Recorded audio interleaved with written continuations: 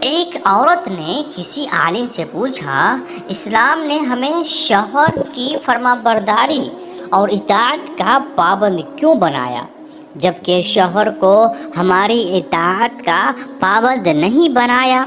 عالم نے عورت سے پوچھا، اس شوہر سے تیرے کتنے بیٹے ہیں؟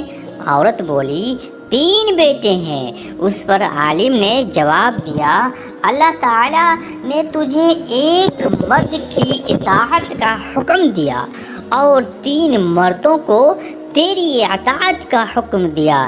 تیرے ساتھ اچھا معاملہ کیے بغیر وہ ہرگز جنت میں داخل نہیں ہو سکیں گے۔ اب تو ہی بتا، زیادہ پابند کون ہے؟